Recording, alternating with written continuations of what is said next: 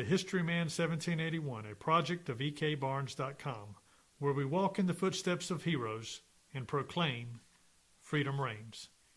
On today's podcast, we are featuring Jim Piecuch and the Cavalry of the American Revolution.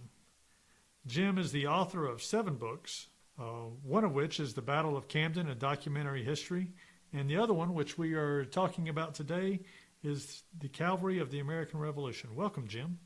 Thank you, Eric. Jim, the cavalry history in the American Revolution is interesting to me because it's actually the genesis of the cavalry in the United States. Tell us how this came about, how it became a book for you. Okay. The book itself came as a result of a conference that was held several years ago, co-sponsored by Southern Campaigns of the American Revolution and the South Carolina Historical Society, and focusing on cavalry. And I discussed the topic with the conference organizers. I noticed that there had been very little work done specifically on cavalry, and we agreed that it would be a good idea if we could get some of the participants at the conference to put their presentations into longer written form and compile a book on the cavalry. We weren't able, of course, because of the scope, to do a completely comprehensive look at the cavalry, but to look at various aspects of cavalry in the American Revolution, each author focusing on one element that they were most qualified to deal with based on their own research and their interests. So we were able to do that and publish that.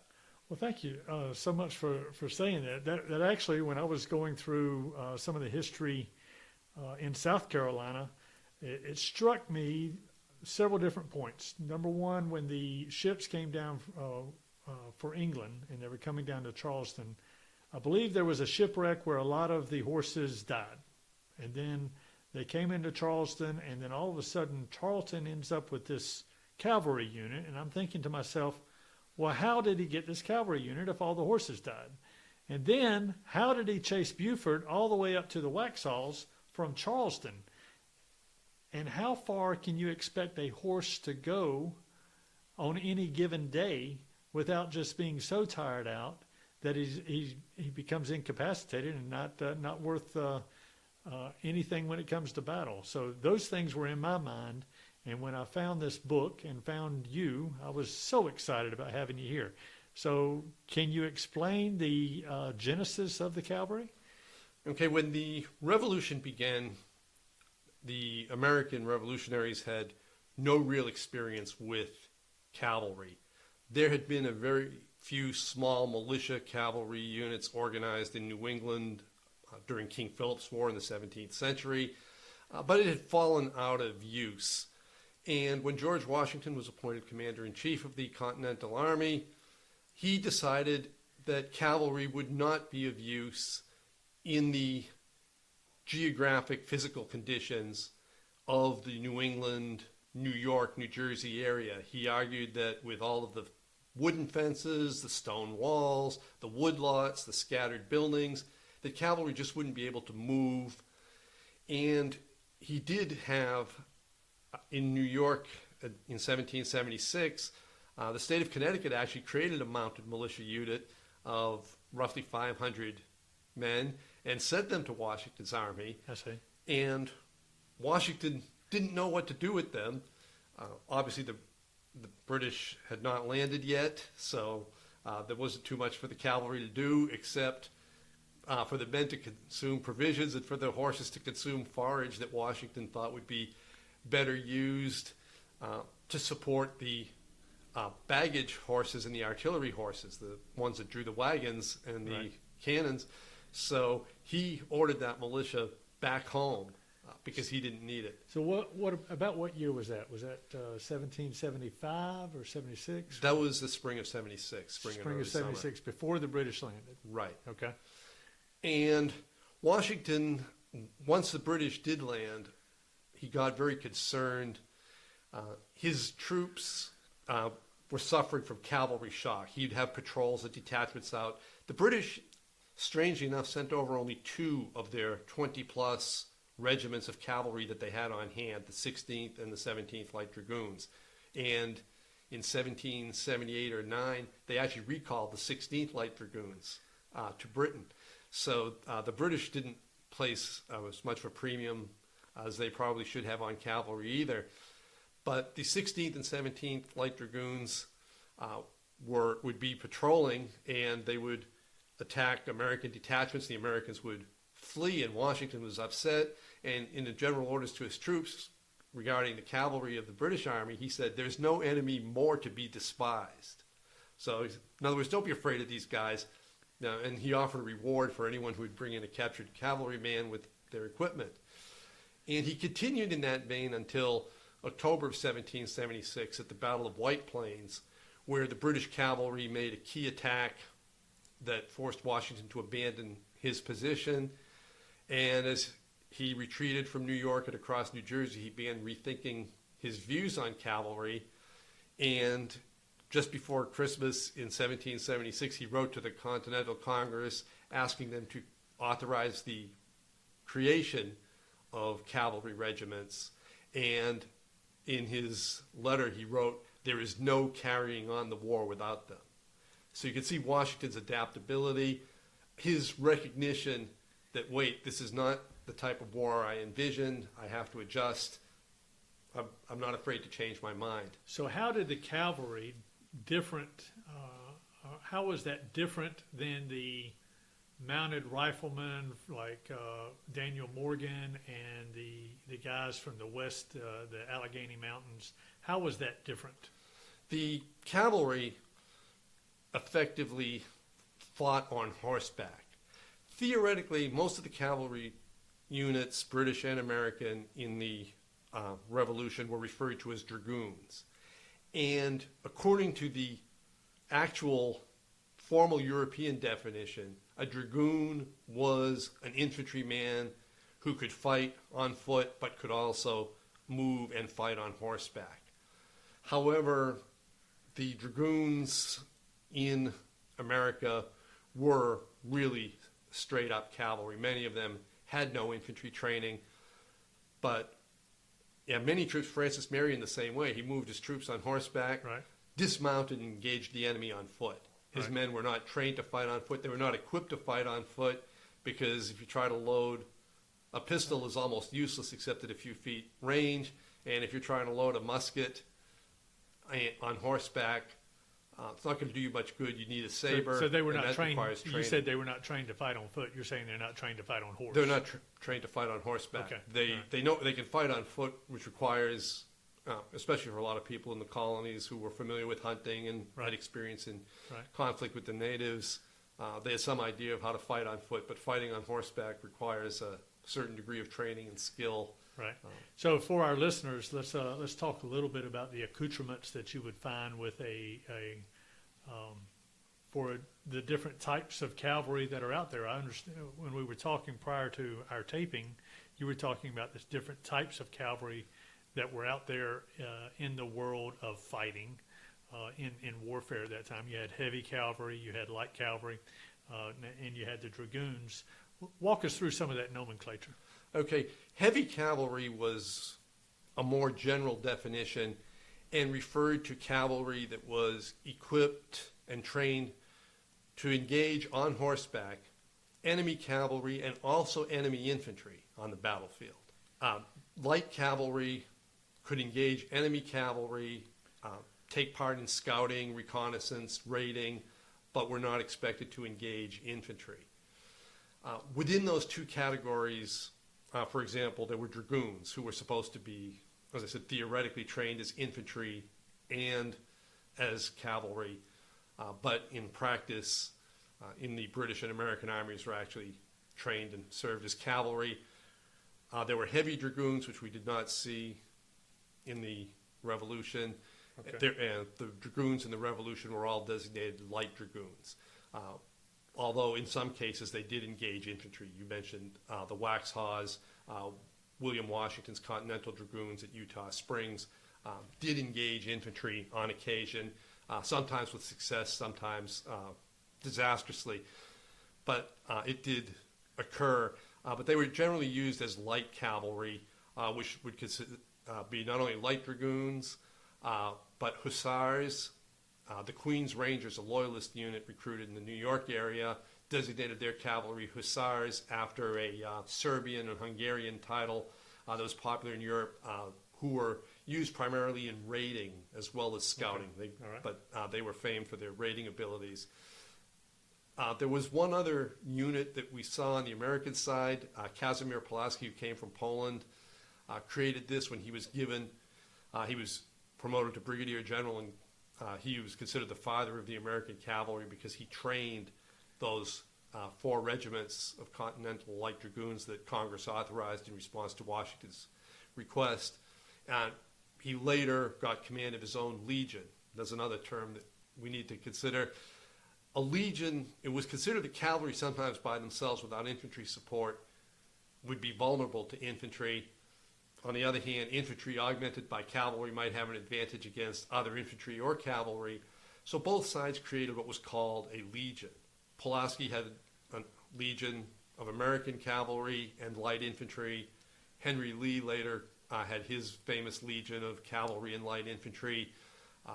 The British Legion of loyalist troops was also cavalry and light infantry. The Queen's Rangers, the unit I mentioned, was also a legion, a mixture of cavalry and light infantry. But that last category that Pulaski mentioned, the Poles were famous for their lancers. These were cavalrymen, normal accoutrements for cavalry. You had your horse tack and fittings, a saddle, bridle, whatnot. Cavalry generally wore very high boots, although in practice only a few dismounted Hessian units actually wore those in America. But they had shorter jackets, not the long coats that you would have seen on the infantry, so that it wouldn't be in their way when they mounted or dismounted quickly. They generally had a carbine. In many cases, they didn't actually have the weapon, especially the Americans, so they would simply saw the barrel of a musket to reduce its length, because again, a long musket, several feet long, is difficult to handle on horseback. The carbine is shorter and easier to handle, although not particularly accurate. 1 or 2 pistols, which again are not very useful, and also still difficult to reload when you're mounted, but yeah, they can kill at a few feet. The key weapon was a saber, and this was an area where the Americans had some trouble at first. They often had to enlist blacksmiths to make sabers by hand from raw steel or tools or whatever they had available. The British cavalry was equipped with sabers, and this was the key weapon in fighting either another cavalryman or an infantry group.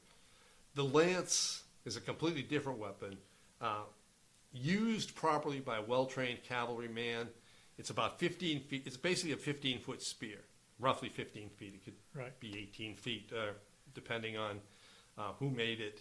Generally, given the irregularity of standard size for equipment in the Revolution, it might vary. But Pulaski, the Poles were famous for their lancers, their cavalry armed with lances.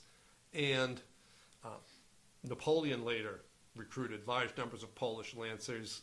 They fought throughout his campaigns, even at Waterloo. So Pulaski wanted to create lancers for the cavalry of his legion, which he did. They fought in a futile charge where he was killed at Savannah, Georgia in 1779. His troops never were really effective with the lance, and they had to abandon it after his death, because the problem with the lance is if you don't hit your opponent, that moving target, and you're also moving, in your first pass, you're completely vulnerable. This is kind of like jousting. Yeah, exactly. Right? It's like jousting. Yeah. And if you miss... I mean, this is a carryover from the Middle Ages is what it is. Yeah. Yeah, okay. Except you're jousting against someone who is armed with a saber. That's right. And who, if they can dodge your lance, can now ride in, and you are defenseless. You're holding this lance tucked under your arm, which you can't really drop because that's your weapon. Right. And you have no way to fend off that saber attack. So with Pulaski's death, the lances were abandoned. I see. So there's a story, one of the battles for Sumter was at Juniper Springs, which is over in Lexington County on the other side of the Saluda River from Columbia. And they rode into battle without any swords, and they took on I guess a light cavalry unit of the British, and they got it was like a running battle, but they just got hacked to death all the way. The fact is, they just didn't have any swords, and you were talking about that. And when you go up to the New England states, then even in the colonial period, you had, a town about every 10 miles or so apart from each other, and you had a blacksmith in each town or so. When you get down to South Carolina, in the back country, those towns didn't exist, right? That's right. You didn't have the blacksmiths, you didn't have the iron ore. You had, there was really only two ironworks. You had Hills Irons Works, and you had another ironwork up in Spartanburg, and that was basically the amount of ironworks you had. And so getting swords, getting those accoutrements was tough for the American soldiers down here. How did they arm their soldiers? Well, the first cavalry units that came down here, and this gets back to your original remarks about how did Tarleton get his horses. The British fleet that sailed to attack Charleston late in 1779 and ended up capturing Charleston in May of 1780, it would almost be laughable if it wasn't for the misery of the people and animals aboard that fleet. Everything went wrong. They got hit by repeated storms.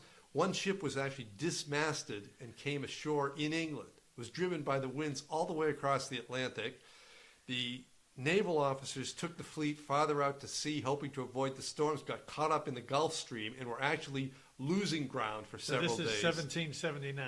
Late 1779 to February 1780. Okay. So there were some days where they actually, at the end of the day, were farther north than they were when the sun had risen, because the Gulf Stream was carrying them, and there was no wind from the north to drive them south.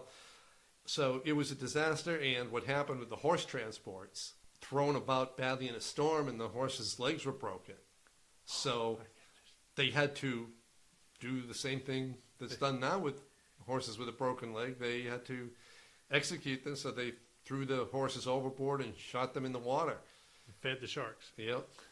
And so when Tarleton landed, his unit, Patrick Ferguson's unit, and some others did not land south of Charleston with the main army. They landed at Savannah, picked up some of the British garrison there, and marched up overland. And on their way north, they impressed horses, some of them good plantation horses, some of them not so good. But where they did themselves a big favor, Washington had been sending troops constantly because he knew the British were moving against Charleston, wanted to reinforce it. So he had sent the North Carolina Continentals, infantry, the Virginia Continental Infantry, and then he sent two of his four Continental Cavalry regiments, William Washington's regiment, Anthony Walton White's regiment. And those units fought Tarleton twice in April and early May of 1779 at Biggins Bridge and Monk's Corner. And Tarleton literally cut them to pieces. He surprised them both times. One time they were actually napping along the banks of the Santee River when Tarleton learned they were there and just rode in on them. They had actually captured some of Tarleton's men earlier who were being rowed across the Santee. And the prisoners grabbed their guards, threw them in the water, and rowed themselves back. White and Washington only escaped by swimming the river. Really? But the two cavalry units were almost annihilated by Tarleton in those battles. And as a result, he captured all of their horses, all of their equipment, saddles, sabers. So from that moment on, they were riding into battle with American equipment. Yeah, largely. I mean, his men still had their own sabers and other equipment, but he had the American horses, plus he had all of this surplus equipment. So as he recruited for his British Legion's cavalry locally, which he did get well over 100 recruits, he had equipment for them from the captured material, plus he could replace his battle losses. When they took over Charleston and they started heading for Beaufort, who had turned around after Lennon's Ferry, Tarleton was taking Lennon's Ferry. Beaufort realized that he couldn't give them any hope. He couldn't come into the lines and help the Continentals at any point. So he turned around and started heading back to North Carolina. and he gets to the Waxhaws up the Great Wagon Road. Now, that's even today to get to Charleston from the from the Waxhaws. That's at least 2 hours, 2 hours to get to Charleston. So that's 120 miles, right? Right. So that seems like a long way for Bannister Tarleton to take his cavalry after they've already been in battle, and now they're going after Buford. How did they maintain that cavalry unit? And was he a legion at that point? Did he have infantry It was at a that legion. time? He had his Because light he had some. infantry. He had some. Didn't he have some cannons with him as well? He had 2 3-pounders. Light How did artillery they pieces, close one the 3-pounder. gap Yeah. there? For one thing, Buford came to Camden and then rested for a few days. I see. Then it was rainy off and on, and Buford had baggage wagons. He had artillery. He had some loyalist prisoners that he was trying to prevent the British from freeing. And so he was just marching fairly slowly. He had a good head start. Tarleton was a driver. I see. He pushed himself. He pushed his men. He was extremely aggressive. And he was ordered by Lord Cornwallis to catch Buford or drive him out of South Carolina because Cornwallis didn't want this Continental Regiment to serve as a nucleus for resistance to coalesce around. So Tarleton set out from the beginning of his pursuit until he caught up with Buford. He covered 105 miles. He did it in 54 hours. So that is... On the same horses? No, they would swap out horses. Sometimes the cavalry would ride double with the light infantry. Well, I know they did that at the very end, right? So, Yep. And sometimes the light infantry would hold on to the cavalryman's stirrup and run alongside and sort of get pulled. As the horses gave out, they would simply impress horses nearby from farms or plantations. They would just So say, you had. here's our horses. Give us whatever you have. Did they go into Statesburg and call people together and then steal their horses at that time, or is that another story? Yeah, that's another story. Okay, Yeah, all right. yeah. They were just gathering up horses along the route I of see, march to I see. replace the ones that were too fatigued. I see. And it was not consistent weather. And remember, there's no paved roads. A lot of these roads are just soft sand pits almost. It's raining off and on, so sometimes they're mud. But he just pushes his troops. Not all 270 are there because he designated a place for the stragglers to collect. So when he actually attacks Buford, who has 350 infantry, plus some militia and some remnants of Washington's and White's cavalry, he has probably well under 250 men, including one troop, which is the cavalry equivalent of an infantry company from the British 17th Light Dragoons, regular troops. All right, so we got Buford, and now he's his unit is hacked to death up there at Waxhaws, and he gets all these Scotch Irish all upset up there, right? So, Yeah. But he now Tarleton has this big baggage train. What does he do with it? Well, Tarleton captures everything. He captures Buford's artillery, 6-pounders, which were generally the largest piece of field artillery used at the time, which incidentally, talking about Buford a little bit, he did not deploy his artillery. He sent his baggage train on while he positioned his troops to meet Tarleton's attack. He made a whole litany of mistakes that William Moultrie and others chronicled later. He did not have his men fix bayonets. They waited too late. Yeah, didn't they? he told his men basically not to fire until the British were about 10 yards away, which means that even if you do fire and hit something, the horse's momentum is going to carry them into your lines anyway. So his troops only get off one volley, and then the British cavalry are on them, just hacking away in a melee where the Americans are brutally defeated. Some people charge, massacre. There's a lot of propaganda on that Yeah, side. Right? the real massacre stories don't emerge in print until the early 1800s.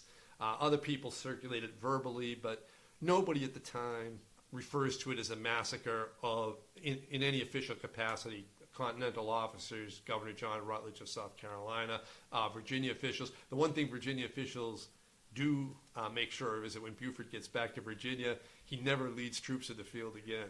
So the whole idea of Buford's quarter or Tarleton's quarter that supposedly, according to historians, rung out in just about every battle after that, is that true or is that not true? Well, people believed it and they shouted out, yeah, meaning give no quarter, don't take any prisoners, because Certainly did that at Kings Mountain. Definitely. Yeah. And they certainly believed that Tarleton had refused to take prisoners.